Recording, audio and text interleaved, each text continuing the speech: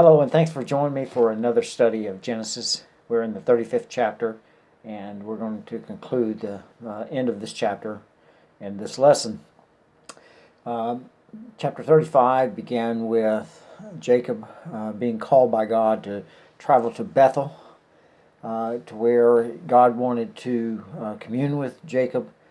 He also desired to reconfirm his covenant that he had made with Abraham and Isaac to Jacob as well. And so it really was a time of closeness between Jacob and God, and the opportunity for God to demonstrate to Jacob his faithfulness and his desire to see his plans and his providence, not only to reaffirm the covenant, but to demonstrate that God had every intention to complete that. And so Jacob, of course, journeyed there with his wives, his children, and they spent time there. Jacob built an altar, and of course he had named the place Bethel, the house of God. And so we pick up in chapter 35, verse 16. And it begins with the fact that Jacob is journeying away now from Bethel. And he's on his way back to where his father had dwelt, and Abraham had dwelt in Canaan.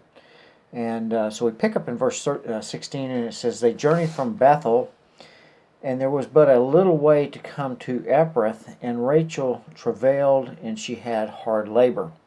So evidently, Rachel, of course, was pregnant with their 12th and final child, and on the way she began to give birth. This whole chapter, or the rest of this chapter, really outline in detail a little bit about the ups and downs of life, and in this case, the life of Jacob. And it says, "It came to pass when she was in hard labor that the midwife said unto her, Fear not, thou shalt have this son also. And it came to pass as her soul was in departing, for she died. So Rachel died in childbirth, that she called his name Ben-Oni, which was a child of sorrow, or son of sorrow, rather. Ben meaning son. Ben-Oni, son of sorrow, but his father called him Benjamin, which was the son of the right hand. And Jacob set a pillar upon her grave, and this is the pillar of Rachel's grave unto this day." So whenever this was, that last part, "unto this day," I don't know if that was added later or was part of the original text, but the fact that Rachel's sepulcher was still known in those early days, and even to the days of King Saul and beyond. It is mentioned in 1 Samuel chapter 10, verse 2. So, first thing that goes on in Jacob's life is that he loses the love of his life, which is Rachel. It goes on, continues on the story in verse 21, and as Israel, of course, we know that Israel was Jacob, as God had renamed him, or given him the name Israel. As Israel journeyed and spread his tent beyond the tower of Edar, and it came to pass when Israel dwelt in that land, that Reuben went in and lay with Bilhah, his father's concubine, and Israel heard it. Now the sons of Jacob were 12. Of course, he had the sons by Leah, which were Reuben. Sons of Leah. They gave Jacob a little bit of trouble along the way. Reuben, Jacob's firstborn, Simeon, Levi, Judah, Issachar, and Zebulun. The sons of Rachel were Joseph, and of course Benjamin, who was just born. And the sons of Bilhah, which was one of Jacob's concubines, and Rachel's handmaid, was Dan and Naphtali. The sons of Zilpah, Leah's handmaid, Gad and Asher. These are the sons of Jacob, which were born to him in Padan Aram. So here are the 12 sons of Jacob, who eventually become, of course, the 12 tribes. And Jacob, Jacob in verse 27, Jacob comes into his father Isaac unto Mamre, and to the city of Arba, which is Hebron, where Abraham and Isaac sojourned. And the days of Isaac were 180. Of course, we know that's 180 years. And Isaac gave up the ghost and died, and was gathered into his people, being old and full of days. And his son Esau and Jacob buried him. So I think it's interesting that we see during in this chapter we see life happen. I was reminded of there's a hymn that's called "There's Within My Heart." Within my heart a melody. Jesus whispers, sweet and low, "Fear not, I am with thee. Peace be still in all of life's ebb and flow." And really, I think that's what it's talking about here in this part of the chapter, is in the life of ebb and flow, because as we serve God and we serve Him faithfully, as Jacob does, we still experience things in our life which are difficult to or emotional or difficult to get through sometimes, and really are the points of life that that we really lean on our Savior. And here is the fact of Jacob is, he had at least three things happen to him. He lost Rachel, which, as you remember if you've been with us in the study, that of course Leah was given to him as his first wife by his father-in-law, which that's not who he really wanted. He wanted Rachel, but he had to serve 20 years to end up getting Rachel. So Rachel was the love of his life, and so she dies during childbirth, and then of course after he gets to where they're going and kind of settles in, then he has problems out of Reuben, and then shortly after that he loses his father. So he had quite a few things happen to him, and I think that we look at life and certainly know that any one of those things is not unheard of in the life of a Christian, and certainly you hope that you don't have those things happen in rapid succession to anybody, and much less all three.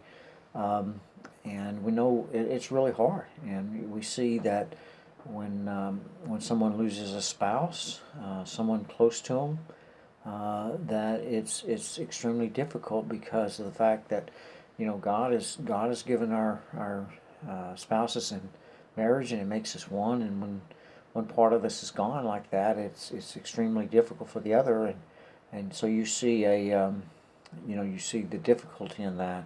In the same way with children, and that children can be a blessing for us, and are a blessing for us, and as God's given them to us. But at the same time, that there are those that act in ways which bring about sorrow and grief and shame, and so we experience that sort of thing as well. And then also the loss of parents, whether they're it doesn't matter what age we are or what age they are, it's still a difficult time to lose parents. So we know that that through life's ebb and flow, the high points and the low points of life, that it's part of every life. And so I think that what God had prepared Jacob for some of these events, and perhaps by encouraging him, by bringing about the commitment, or the reminder of his covenant, and reminder that he was his God. And I think that through what we might go through, or what others might go through, and that we can provide some sort of comfort in that, is to know that Christ stands with us through all of those things, and we understand that there is brevity in life, and that life's going to bring about the mountains and the valleys, but Jesus is still Lord of all through all of those things. And so I think that perhaps that's why God gave us this part of Genesis and the way He did, and that He brings about, because He does have those seasons of life that are going to, um, I guess, come across all of us. So no matter what it is, no matter um, what things, what trials that God brings us through, what sorrows, what obstacles, what challenges He brings us through or brings us to, is that we know that Christ is with us, and as He leads us through, these difficulties, that we can rest in Him, because there's really not, there's not any other hope than what hope that we find. In our God, to know that Jesus is with us even through these things. And so that would be I think the lesson that we take from Genesis 35 and finish out through verse 29, is that as we do whatever those challenges are that God brings to us in life, let us look to Christ, who is the author and finisher of our faith, and let us continue to lean on Him, to trust Him, and I think that to maintain a grateful heart, a thankful heart in all things, because there's blessings to be had in all that God gives us, and whether or not they um, seem like that there's anything to be thankful for at the time, that we still know that all things work together for good to us, to whom God's called. And so anyway, hope that you're encouraged, and perhaps you're going through something at this current time that is very difficult. And know that it's not anything that's going to last forever, and weeping may last for a night, but joy does come in the morning, and that God is in control, and Christ's love. The Bible tells us that nothing can separate us from the love of Christ, and so anyway, hope that you're blessed with that, and we'll continue on. We probably won't do chapter 36 next week.